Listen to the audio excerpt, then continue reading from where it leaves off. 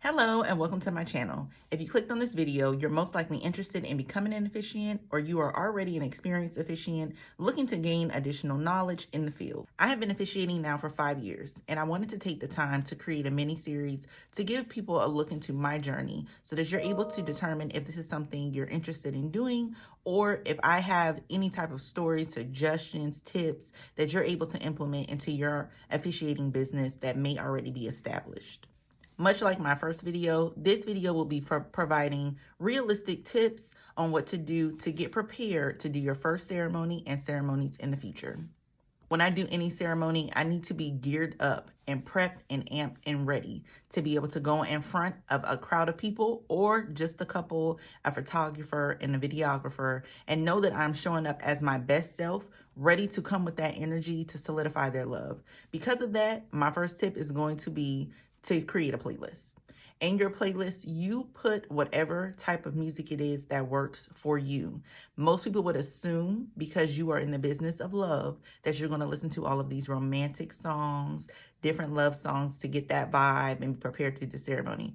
For me personally, I need something that's a little bit more amped and positive, something that I might even go to the gym and work out listening to, because that is going to get me excited. Creating that playlist, number one, allows you to make sure you're not shuffling through trying to find songs while you're driving, because you don't need to do that. Number two, it gets your mind completely prepared, because you know this playlist was created because you're about to go handle business. And when you put that music on, you're getting yourself prepared. You are now in that headspace to say, okay, this is what we're listening to get amped up. We're about to do our best. We're about to show up as our best self. Let's get pumped and ready. So that's going to be tip number one. If you need some suggestions or you're interested in knowing what I listen to, let me know and I'll drop it in the comments. Tip number two is going to be to read your script out loud. You need to know what it is you're going to be saying so that you are comfortable with speaking that out loud. Now, I recommend doing that well before the day of the ceremony. But when you're able to read it out loud, you can then determine if there's any words that you pronounce kind of weird or you don't know how to pronounce. Believe it or not, whenever you are reading the script, there are many couples that request Bible verses, and there are some chapters of the Bible that may be a little difficult for some to pronounce. This is the time for you to sit there and make sure you're able to pronounce it. Don't find out in front of the couple or in front of their guests that you cannot read or you cannot read specific words within the script. So that is number two. Take the time to read your script out loud prior to meeting the couple. Once you go up and you meet the couple, you walk through and you are able to greet the guests and things as well. If you still have some time to stand off to yourself, read it again. You can read it in your head or you can find some place to read it out loud. But make sure you are taking the time to practice reading the script. Another important factor in reading the script is knowing your pace. When you are reading, you're able to determine if you're reading too fast, if you're reading too slow, or if you have a good pace to make sure you're not zooming through the ceremony. A ceremony already lasts only about 15 to 30 minutes, depending on what all is being said. If there are people coming up to read poems or short stories or anything like that within the ceremony, if there is a unity ceremony and they're pouring sand or tying knots or anything of that nature. So you want to make sure your pace is also good. So tone, pace, and making sure you can say the words. That is important when you're reading the script out loud so that you know what it is you're about to present to the couple. Tip number three is going to be to smile. Whenever you are approaching the couple, remember, this is the business of love. And if you really enjoy that love and you're not in it for the money, smiling is going to come naturally. But you don't want to walk up to a couple that's about to get married with a RBF, or to be standing there looking like you don't really want to be here, even if that is not your true feelings inside. So you want to practice smiling in the mirror, practice smiling when you're out in public. Just smile. Look at yourself and see how you look. If you're looking kind of weird, if you're comfortable with how everything is going about, if it looks forced, if it looks fake, work on that. And when you walk up to the couple, be sure to smile. When you're greeting their guests, be sure to smile. If there's a coordinator present or a photographer or anything of that nature, smile, introduce yourself, and be yourself. Okay, number 4, we're going to talk about booking tools. Now, I have mixed feelings about booking tools because I feel like it's very easy when you get started to shell out a lot of money because you have to spend money to make money, but you don't have to spend a lot of money to make money. When I first got started, I immediately was like, okay, I have to create a website. Let me figure out which site is going to work best for me. Let me pay this money to be able to have this. I need to sign up on The Knot and all these different things. Thumbtack to make sure I'm able to receive clientele. That is not true. I definitely recommend having a website, and we'll talk about that in another video, but you are definitely able to create a good website with Google for free. You don't necessarily have to go in to purchasing something right away, especially if you are not 100% sure if this is the business you want to be in. Outside of that, you have Facebook. It costs nothing to create a Facebook page, and that gives you an opportunity to connect a little bit more with your clientele as well. There's also Instagram. Instagram is a great place as well because then you're able to share pictures of yourself or provide different tips using Canva. As you book clients, you're taking pictures of you with a couple or you at the venue, and you can share a short story or just share a picture saying, hey, this couple was just married today. A year from that day, you can post them again saying happy anniversary, what you enjoyed about the ceremony, offer them blessings, tips, anything. So Instagram and Facebook are free options, free ways that you're able to advertise yourself and receive bookings. Now, if you're looking to spend a little bit of money, Thumbtack is okay. Experience, I feel like Thumbtack can get a bit expensive only because you are not guaranteed to book every client that reaches out to you. Most clients are shopping around just like you would if you were doing anything else. Doing that on Thumbtack, there are people who are going to message an abundance of officiants. The downside of Thumbtack is you're paying for that lead whether you get it or not. So if you pay for that lead and it doesn't stick, then you may be out of between 10 and 15 bucks. You kind of get a taste of what it's like to get those inquiries. You're able to receive those yeses and nos without feeling like you failed.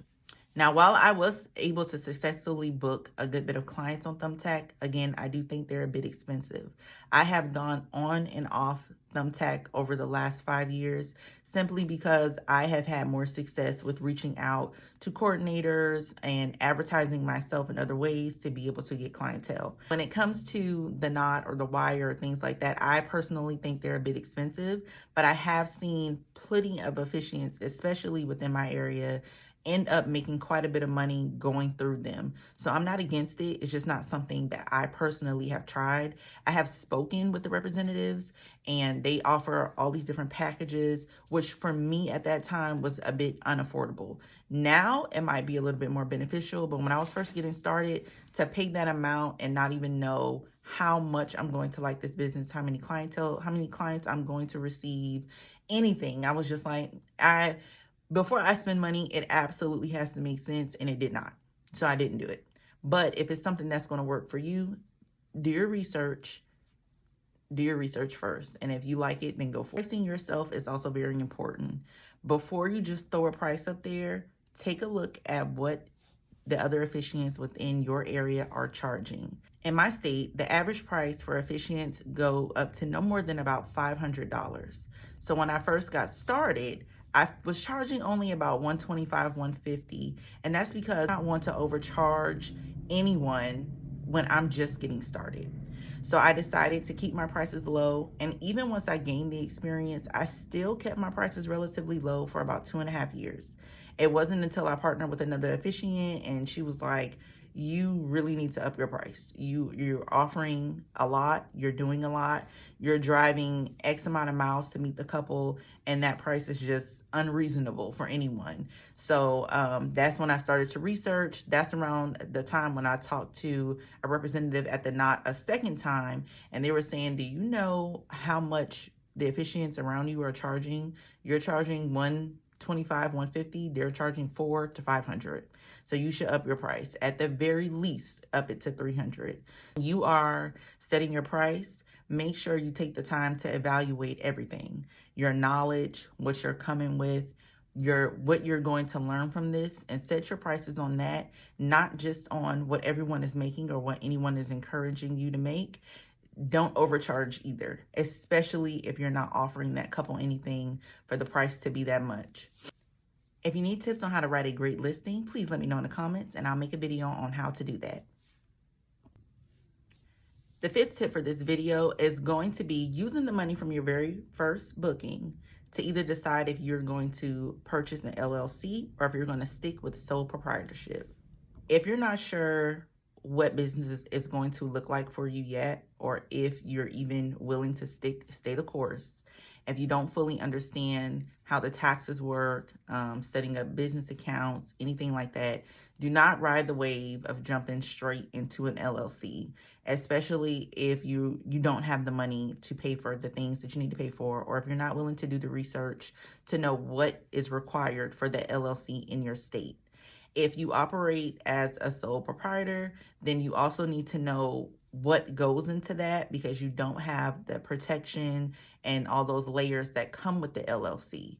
But if for some reason you decide that you do want to go the route of an LLC or do anything within business, as you book your clients and you receive payment for your business and your services, use that money to then invest in your business. Don't spend all of the money that you have prior to making any money in the business to jump straight into getting all these things that you don't really understand. Take the time, no matter what direction you go in, to research it. If you're interested in getting an understanding of the difference between the two, let me know in the comments and I will do a simple explanation of the difference between LLC and sole proprietorship. For me personally, when I first got started, I jumped straight into LLC because that is all I saw everyone else doing. When you go on YouTube, when you look on TikTok, if you talk to others within the business, they're always like, you need to jump and get an LLC. You need that business credit. It's a great tax write-off. They don't explain everything that goes into the filings and how to make sure all of what you're doing is still legal and up to code with your state. That was all research I had to do on my own. When it got to the point where I was just completely confused, I didn't know how things work when it came to me having licenses to offer services in my state or to sell anything additional within the wedding business or wedding industry online on my website. I just said, you know what, it's been a while.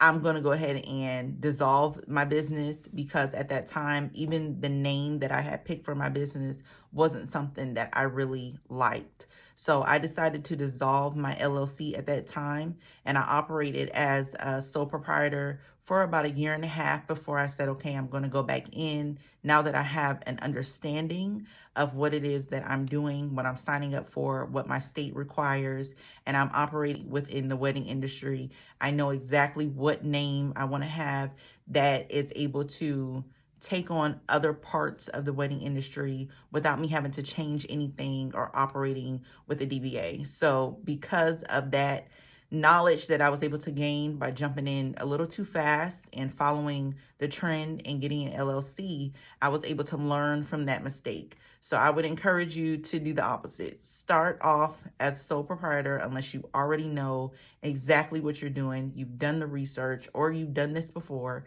and then you're able to transition into getting an LLC. And you can have all of your ducks in a row, and as you book those clients, you're able to use that money to invest in your business to make sure you're doing everything the right way. For me, deciding which way to go in terms of LLC versus sole proprietorship was one of the most confusing parts of getting started. And let me know in the comments, what was the most confusing part for you? So if you watch both videos, you now have 10 steps to get started as a first-time officiant.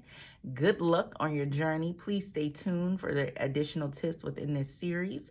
If you have any questions or if you're looking for any specific tips, drop that in the comments and I'll do my best to create a video or just respond to let you know what my advice is. Thank you so much for tuning into my channel. I hope your day is full of love. Peace out.